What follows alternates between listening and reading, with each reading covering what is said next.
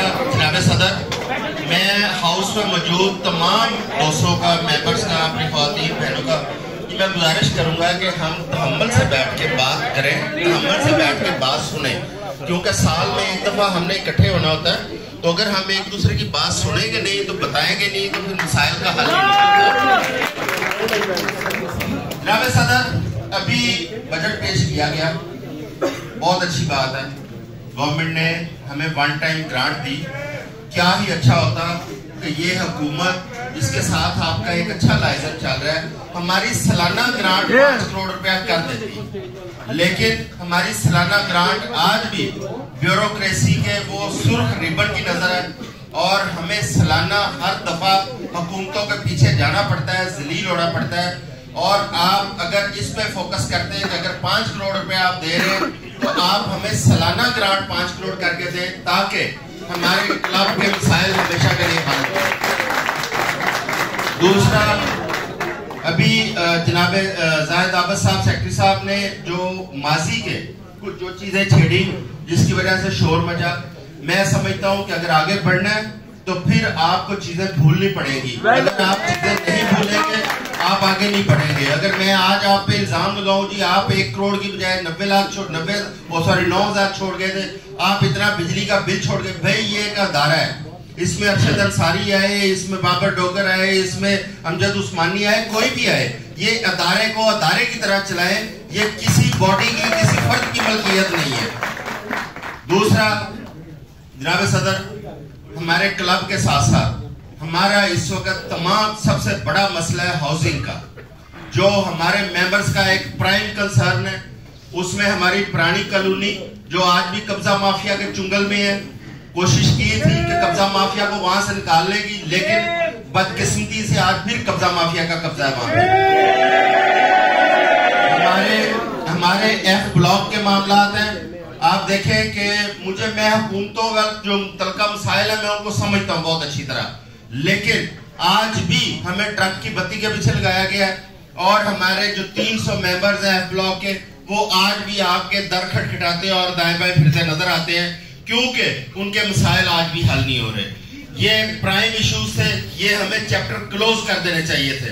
اس کے بعد آپ نے ایک تیسرا محاذ کھولا، بلکہ محاذ تو آپ نے 2-3 اور بھی کھولے. آپ نے سب سے پہلے ممبرشپ کا ایک محاذ کھولا. ابھی بجٹ کے اندر سالک صاحب نے بتایا کہ کتنے، پہلے تو یہ بتایا جائے کہ فارم کتنے گئے تھے، کتنے فارم کلب نے ڈسٹریبیوٹ کیے، پھر ان فارم کے ان میں سے جمع کتنے ہوئے، اور ان کی مد میں جو پیسے آئے ہیں ان پیسوں کا یوٹیلائز کیا ہے. اور آج اگر ان کی ممبرشپ نہیں کر سکا یہ کلب، تو ان کو فیوچر میں ان کے ساتھ کس طرح نمٹا جائے گا، ان کو کس طرح اکوموڈیٹ کیا جائے گا، یہ ان کا حق ہے جن لوگوں نے فارم جمع کروائے.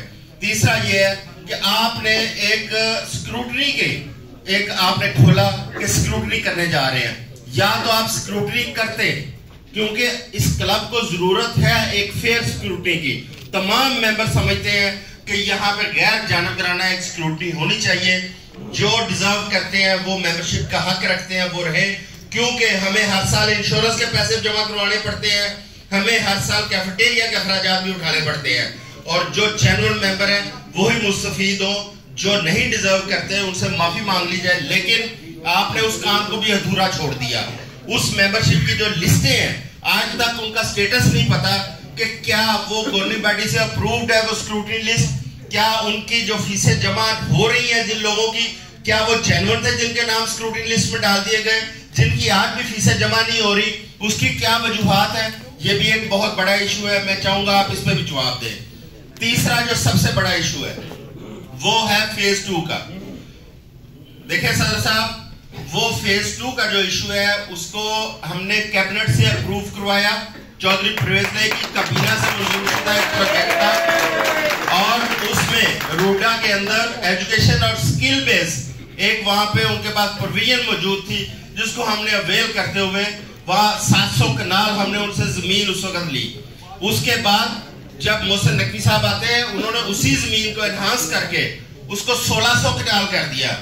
وہ ایک آئینی ایک پروجیکٹ تھا جس کو ایک قانونی اور آئینی تحفظ حاصل تھا، کیونکہ وہ پنجاب اسمبلی کی کابینہ نے منظور کیا تھا.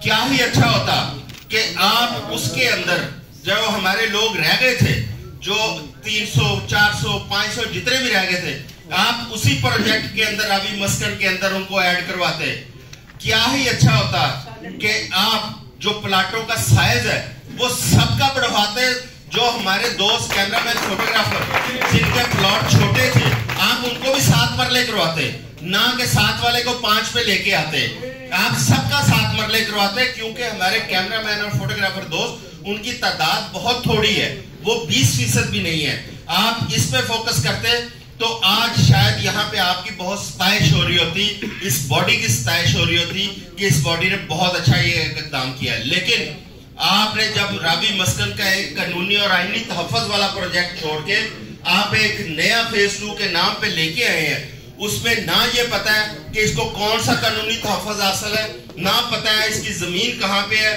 دوسرا یہ ہے کہ اس کی ڈاؤن پیمنٹ جو مانگ رہے ہیں وہ بہت زیادہ ہے تیسرا اس کے مستقبل کے حوالے سے بے تحاشا ابہام پائے جاتے ہیں آپ نے ان چیزوں کے اوپر ابھی تک نہ اس کمیونٹی کو بتایا ہے نہ ابھی تک یہ لوگوں کو پتا ہے کہ یہ کس جگہ پہ موجود ہے